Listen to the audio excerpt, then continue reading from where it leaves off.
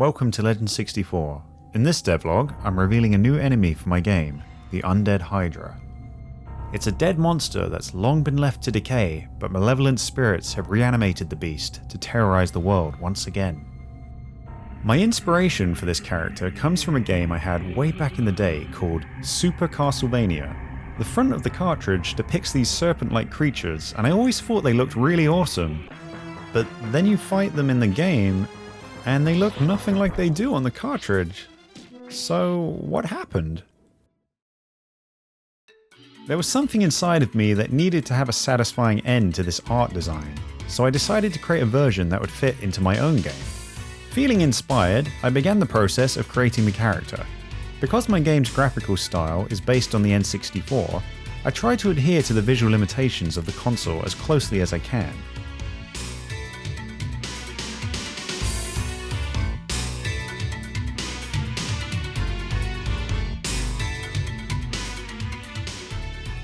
I wanted the Hydra to have a good amount of detail, especially around the neck area, where I knew it would need to display a decent level of fluidity with its animation.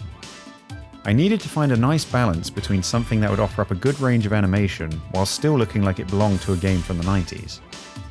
Ultimately, I settled on giving the creature 3 heads, as any more than that would probably be pushing the visuals past what the N64 would be realistically capable of. Altogether, the final design adds up to 902 triangles, which seems about the right number for a boss monster. I wanted each head to have its own personality, so I came up with the idea to show the Hydra at different stages of decomposition.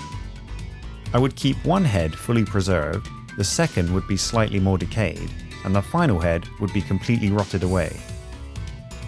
The texture sizes are capped at 64 square pixels, but the bulk of them are half that. I've tried to reuse as much textures as possible across the whole model to further sell that old school look. Once I had created the model, I moved on to rigging. I created an animation rig for the heads using a combination of Blender's Bendy Bones features and a standard bone chain. To add some additional writhing and coiling of the neck, I applied shape keys to the mesh. It was accomplished by animating a curve path and assigning one of the heads to follow it. I used this as a reference and then animated my shape keys to match the position of the curve.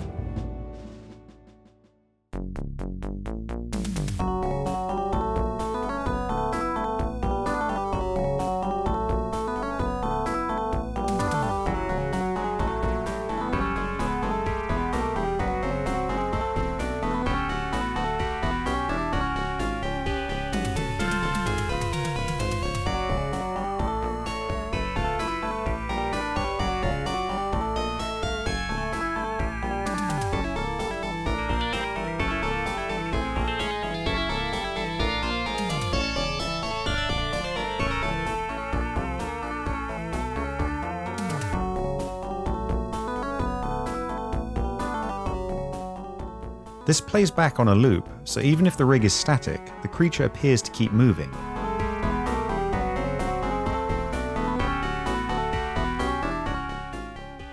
When animated in unison with the skeleton, I can get some pretty cool results.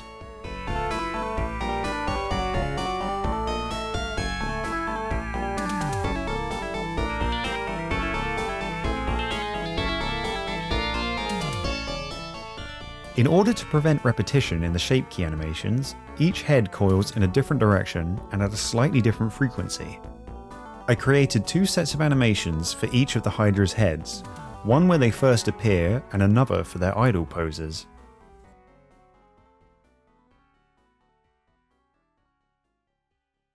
With the models and animations finished, I wanted to include some storytelling elements as part of the environment. I've recently upgraded from a laptop to a PC, so I can actually work in Unreal Engine again.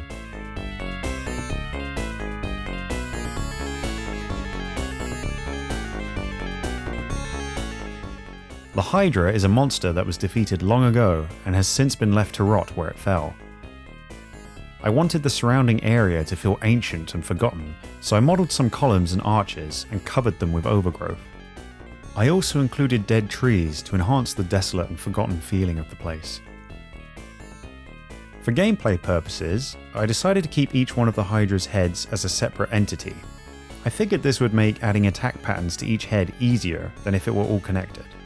You're never actually going to see the Hydra's body as it's hidden underwater, so this way I can move the heads around freely without overcomplicating things. I hadn't used the Unreal Engine sequencer up until this point, choosing instead to edit my shots together in Adobe Premiere. I figured it was about time to learn how this thing actually works, so I set up several cameras and composed the Hydra's introductory cutscene. There were several key beats that I wanted to hit during the cutscene. The first was the slow appearance of the creature's shadow as it slowly rises towards the surface of the water. This was achieved fairly easily. It's a translucent material with a distortion effect applied onto a flat plane. It's resting on top of the water, so all I had to do was slowly scale it to give the appearance of something swimming up out of the depths. The next effect was a bit trickier to achieve.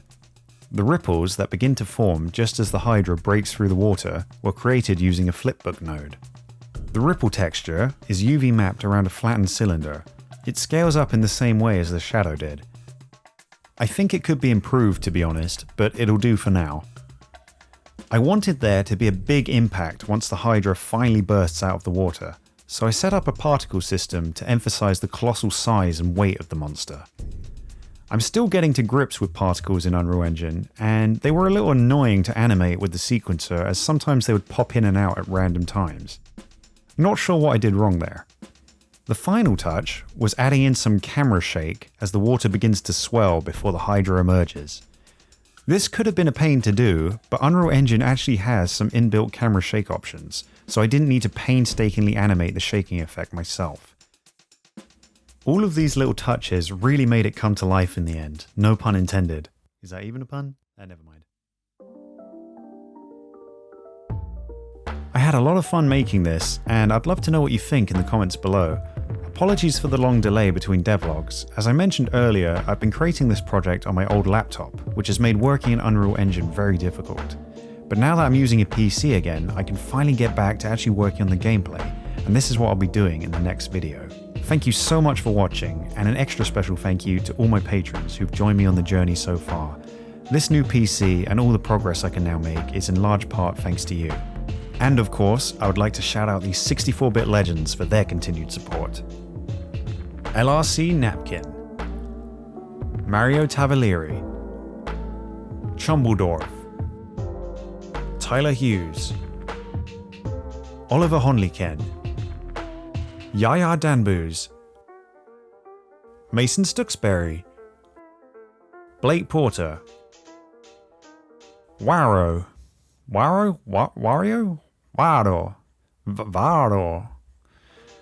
Illusion Kitsune, and Sebastian.